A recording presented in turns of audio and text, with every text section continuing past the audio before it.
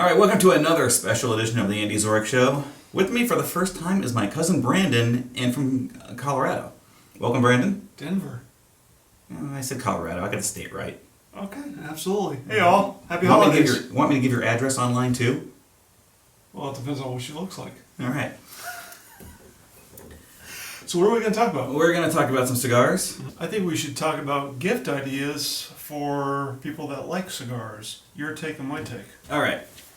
So, cigars. What's your go-to? My go-to is the Arturo Fuente R Series. Arturo Fuentes are very easy to find, but the R Series, a little bit harder, definitely worth it. Extremely smooth, enjoyable cigar. What makes it so good? Yeah, just incredibly smooth and just full-bodied. The flavor, the smoothness, the...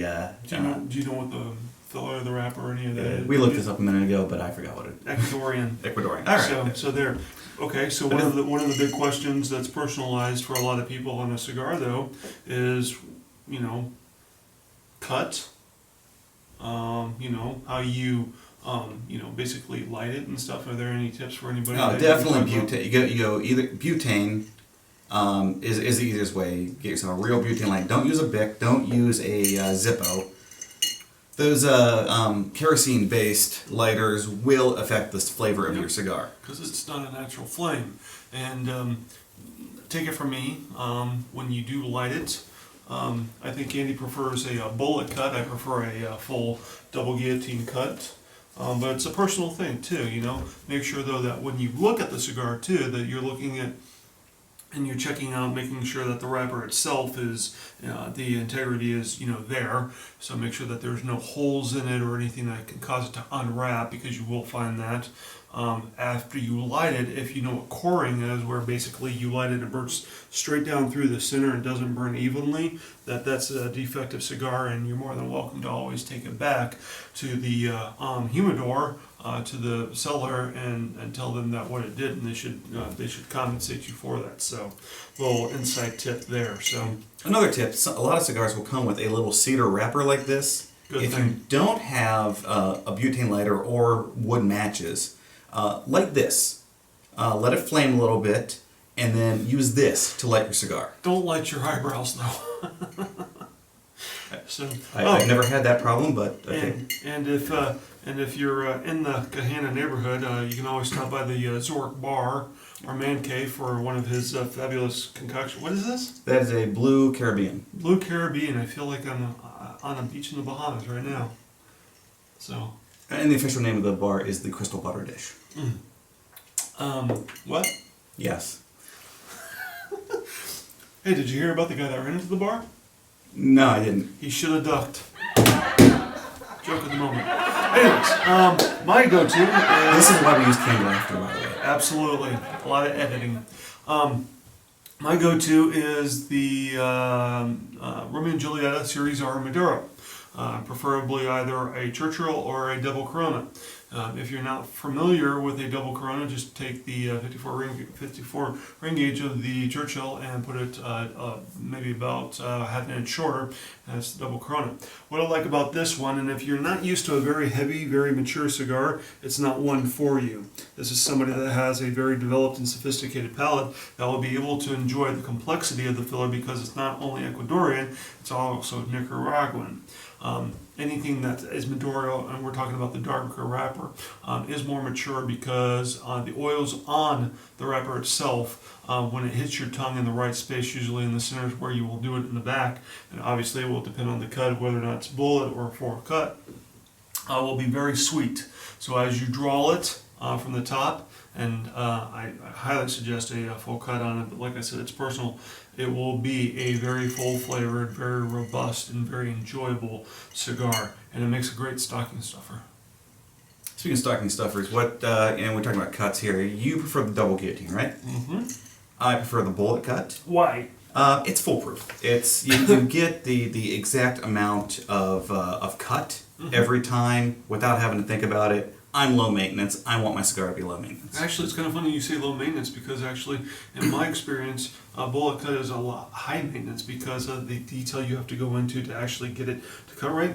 And when if you actually look at the anatomy of the cigar on the butt side, if you put a deep cut, do you do a deep or a short? I go about 3/4 away. 3/4 of the way? Don't tell your wife that. All right. But the really nice thing about a bowl cut, and I enjoy it now and then, but more then than now, is that it actually pulls everything through the filler, binder, wrapper, all that, concentrates the actual, like, draw the smoke into wherever you have it on your tongue. So you can get different flavors and different sensations from one type of cigar with a bullet cut. So, it just depends on what you want. So, but my recommendation too on a bullet cut is to do the larger ring gauges versus the smaller, because you can destroy. And never do a bellicose or a pyramid with a bullet cut. You can do a cat's eye; it'll get the same effect. But I would. Yeah, I always double guillotine these. Yeah. So on these two, pyramid or bellicose, so 3/4 cut to a 1/4 cut is actually a really good starting point too. So. Always start small. You can always cut more. So, the big thing about if April were to go out and get you cigars, what would you, if she asked you, kind of just on the side questions, what would you suggest if your palate wanted to try something new? Give our viewers some insight into, what you would suggest. I like about a medium robustness, fairly dark. For a medium. That's what she said. And just something that's going to really bring out the flavor, and then pair it with a with a good drink. Usually, I prefer rum to whiskey and scotch. So that's how I usually like my cigars, with a good Caribbean rum. Well, I won't compare cigars to women, but I will compare it to a car. My cigars, I love big, dark, and fast. So there, with that, Andy's not big in the whiskeys and bourbons or scotches, except unless it's Jameson, evidently. We'll punch out to a quarter bottle of Jamesons. I prefer the other side. I like my bourbon. If you go to a cigar place too, usually there's a nice selection of bourbons and scotches to try. Ask your bartender, or, talk to other people if you're, kind of new to it.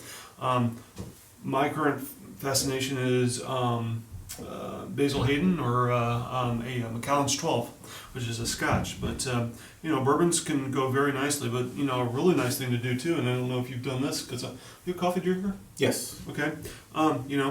There's all kinds of rules of places you can smoke and you can't smoke, but a lot of the new ambiances, in Denver, I'm speaking now too, there's a lot of places where you can get a nice cup of Java, however you want it, cappuccino, a little foam, a lot of liquor, however you want it, and sit outside and, cut your stick and smoke it and enjoy your Java. So it's a great pairing.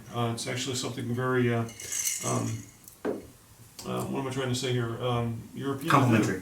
Yeah, complementary to each other. So yeah. Speaking of rum, I like the dark spiced Caribbean rums. This is a Jamaican rum, Appleton Farms. It's the reserve. It's a step up. You got your Captain Morgan level. This is at least 2 steps better than that. Okay. So, if I were to suggest, one thing I will suggest to stay away from this holiday season is any Opus X. It's just, I think they're inconsistent. I don't think there's a good draw on them. If I recommended a cigar, and it's all personal choice too, but a nice medium to robust Robusto, double Corona, for a lady, nice even unflavored, straight natural, no strawberry, no cherry or that. Longsdale is, a nice little, very sexy, gift to treat her with, so. Yeah, I tried a flavored cigar once, and I am not proud of myself. Headache, it's worse than a freaking champagne hangover. So. All right, so holiday gift ideas. Pre-ordering, The Force Awakens for that special someone, or getting. I know they're out there. The humidor bags that have Star Wars logo on it, and putting your guy or girl's favorite cigars in those. I'm a big. Do they make butane lighters that are in the shape of actual lightsabers? No. We could make a killing on those if we invent those. Actually, you know what? I would just rather have a lightsaber that I could sit there and, light my cigar with, but you know, I just don't know how that would go over with. So hold on here, let me see here. Yeah, no, it doesn't work. Not yet. Technology's not there. Yeah. So maybe in a couple years. Years. A really cool gift it would be like, you know, and we're sticking kind of with cigars and Star Wars here. A really good thing would be a nice selection of cigars, nice bottle of bourbon Scotch rum, whatever you want, and Battlefronts for the Xbox, which I haven't played yet, so I don't know anything about that. Yeah, that game is actually getting me to somewhat consider doing a little extra side work so I can buy a new Xbox. Well, I have a new Xbox.